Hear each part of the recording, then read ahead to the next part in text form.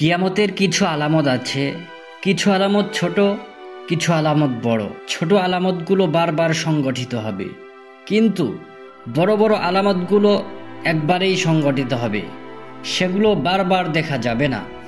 কিয়ামতের আলামতের মধ্যে সবচেয়ে বড় বড় আলামতগুলোর মধ্যে একটি হলো ইয়াজুজ মাজুজ। আজকের এই ভিডিওতে আলোচনা করব ইয়াজুজ ও মাজুজ সম্পর্কে। কারা এই ইয়াজুজ মাজুজ, কোথায় আছে তারা, ইয়াজুজ মাজুজ সম্পর্কে কুরআন ও হাদিসে কি বলা হয়েছে, প্রশ্নগুলোর উত্তর জানবো এই ভিডিওটিতে। আমাদের এই চ্যানেলটিকে সাবস্ক্রাইব করতে ভুলবেন না। ইয়াজুজ ও মাজুজ এই জাতিগুলো হযরত আদম আলাইহিস সালামের বংশধর। কেউ কেউ বলে নূহ আলাইহিস সালামের ছেলে ইয়াফাস এর বংশধর। যাই হোক, এই জাতিটি হবে অত্যন্ত ভয়ঙ্কর। তারা তাদের পার্শ্ববর্তী জাতিগুলোর উপর ভয়াবহ অত্যাচার করেছিল।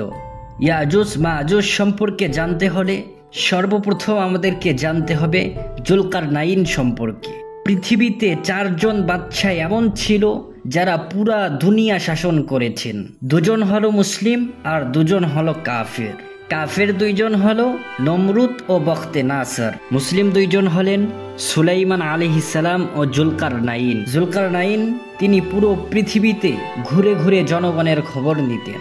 একদিন তিনি ঘুরতে ঘুরতে একটা এলাকার সন্ধান পেলেন। সেখানকার লোকেরা বলল, এখানে একটা জঙ্গলি গ্রুপ আছে ইয়াজুজ মাজুজ, তারা এসে আমাদের উপর হামলা করে। হে জুলকারনাইন, আমরা আপনাকে ট্যাক্স কালেক্ট করে দেব, আপনি আমাদের ও তাদের মাঝে একটি প্রাচীর নির্মাণ করে দেন। জুলকারনাইন তাদেরকে বললেন, আমাকে ট্যাক্স দিতে হবে না, শারীরিক শক্তি দিয়ে আমাকে সাহায্য করো। এই ঘটনাটি পবিত্র কোরআনে বর্ণিত হয়েছে। হাত্তা ইযা বালাগা বাইনা সাদ্দাইনি ওয়াজাদা মিন দুনিহিমা কওমা লা ইয়াকাদুনা ইয়াফকাহুনা কাওলা। চলতে চলতে সে যখন 2 পর্বত প্রাচীরের মধ্যবর্তী স্থলে পৌঁছল, তখন সেখানে সে এক সম্প্রদায়কে পেল যারা তার কথা তেমন বুঝতে পারছিল না। ক্বালু ইয়া যাল কারনাইন ইন্না ইয়াজুজ ওয়া মাজুজ মুফসিদুনা ফিল আরদ ফাহাল নাজআলু লাকা খরজান আলা আন তাজআলা বাইনানা ওয়া বাইনাহুম সাদ্দা। তারা বলল, হে জুলকারনাইন, ইয়াজুজ ও মাজুজ পৃথিবীতে অশান্তি সৃষ্টি করছে, আমরা কি আপনাকে কর দেব এই শর্তে আপনি আমাদেরও তাদের মাঝে একটি প্রাচীর নির্মাণ করে দিবেন। قال ما مكنني فيه ربي خير فأعينوني بقوة أجعل بينكم وبينهم ردما। জুলকারনাইন বলল, আমার প্রতিপালক আমাকে যে ক্ষমতা দিয়েছে তাই উৎকৃষ্ট, সুতরাং তোমরা আমাকে শ্রম দিয়ে সাহায্য করো, আমি তোমাদের ও তাদের মাঝে একটি সুদৃঢ় প্রাচীর নির্মাণ করে দিব।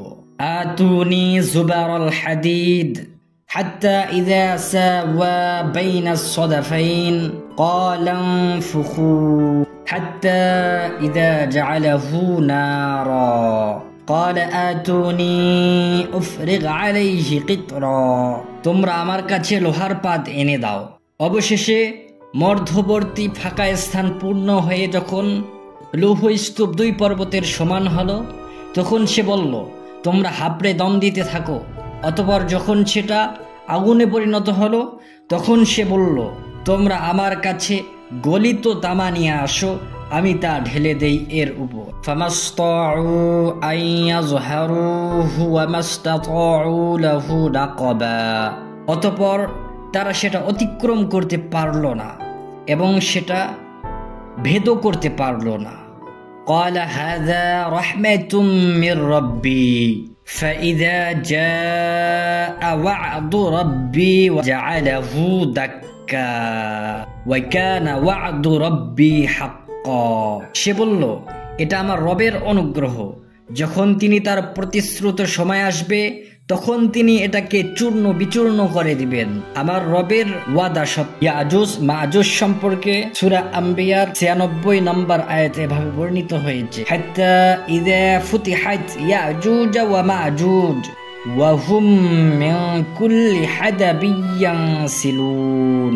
অবশেষে যখন ইয়াজুজ ও মাজুজকে মুক্তি দেওয়া হবে আর তারা প্রতিটি উঁচু ভূমি থেকে ছুটে আসবে। হাদিসে বর্ণিত হয়েছে ইয়াজুজ ও মাজুজ এই জাতিগুলো কিয়ামতের আগে পৃথিবীতে আবার বেরিয়ে আসবে।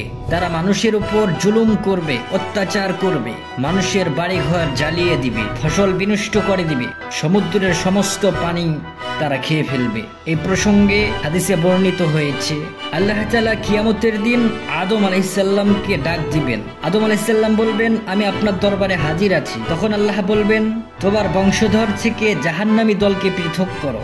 আদম আলাইহিসসালাম বলবেন, জাহান্নামী দল কারা? আল্লাহ তাআলা বলবেন, প্রত্যেক 1000-এর মধ্যে 999 জন। নবী করিম সাল্লাল্লাহু আলাইহি ওয়াসাল্লাম এর কাছে সাহাবাগণ প্রশ্ন করলেন, আমাদের মধ্যে কে হবে সেই এক ব্যক্তি? নবী করিম সাল্লাল্লাহু আলাইহি ওয়াসাল্লাম বললেন, সুসংবাদ গ্রহণ করো, তোমাদের মধ্য থেকে হবে সেই এক ব্যক্তি, আর বাকিরা হবে ইয়াজুজ মাজুজের দল। ইয়াজুজ ও মাজুজ এই জাতিগুলো বের হওয়ার জন্য প্রতিনিয়ত চেষ্টা করছে।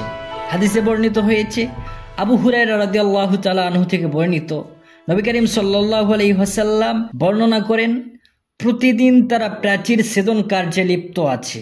ছিদ্র করতে করতে যখন পুরোটা উন্মোচনের উপক্রম, তখনই তাদের একজন বলে, আজ তো অনেক করলাম, চলো বাকিটা আগামীকাল করব। কিন্তু তারা ইনশাআল্লাহ বলতে ভুলে যায়। পরদিন আল্লাহ পাক সেই প্রাচীরকে পূর্বের থেকেও আরো শক্ত মজবুত করে দেন। অতঃপর যখন সময় আসবে, আল্লাহ তাআলা তাদেরকে বের হওয়ার অনুমতি দিবেন। তারা প্রাচীর ভেঙ্গে বেরিয়ে আসবে, মানুষের ঘরবাড়ি বিনষ্ট করবে, সমুদ্রের পানি পান করে নিঃশেষ করে ফেলবে, ভয়ে আতঙ্কে মানুষ দূর দূরান্তে পালাতে থাকবে। একটি হাদিসে বর্ণিত হয়েছে, ইয়াজুজ মাজুজের একটি দল, প্রথম দলটি তবরিয়া উপসাগরের কাছ দিয়ে যাওয়ার সময় সমস্ত পানি খেয়ে ফেলবে। দ্বিতীয় দলটি তারা মনে করবে যে এই সাগরে কোনোদিনও পানি ছিল না। ইয়াজুজ ও মাজুজ এর অত্যাচারে ঈসা আলাইহিস সালাম ও তার অনুসারীরা তুর পাহাড়ে আশ্রয় নেবে। সবকিছুর দাম বেড়ে যাবে। তারা অনেক কষ্টে বসবাস করার পর আল্লাহ তাআলার কাছে দোয়া করবেন। আল্লাহ তাআলা তাদের দোয়া কবুল করবেন। আল্লাহ তাআলা তাদের মহামারী দিয়ে ধ্বংস করে দিবেন। তাদের লাশগুলো দুনিয়ার জমিনে পড়ে থাকবে, ফলে পুরা দুনিয়া দুর্গন্ধে পতিত হবে। অতঃপর তারা আবার আল্লাহ তাআলার কাছে দোয়া করবেন। আল্লাহ তাআলা এক ঝাঁক পাখি পাঠাবেন, তারা তাদের লাশগুলো নির্দিষ্ট একটি স্থানে গিয়ে ফেলে দিবেন। অতঃপর আল্লাহ তাআলা বৃষ্টি বর্ষণ করবেন, সবকিছু ধুয়ে মুছে পরিষ্কার হবে। আল্লাহ তাআলা জমিনকে আদেশ করবে, জমিনে চতুর্দিক দিয়ে ফসল আসবে। একটি ডালিম একদল লোকের খাবারের জন্য যথেষ্ট হবে। 40 বছর ধরে এভাবে বরকত থাকবে। অতঃপর আল্লাহ তাআলা একটি বায়ু প্রবাহিত করবেন, এর মাধ্যমে মুমিনদের বগলের নিচে এক ধরনের রোগ দেখা দিবে। সমস্ত মুমিন মুসলমান মৃত্যু মুখে পতিত হবে, কাফির ও দুষ্টু লোকেরাই অবশিষ্ট থাকবে, জানোয়ারের মতো খোলাখুলি অপকর্ম করবে। অতঃপর তাদের উপরেই আল্লাহ তাআলা প্রতিশ্রুত কিয়ামত সংগঠিত হবে।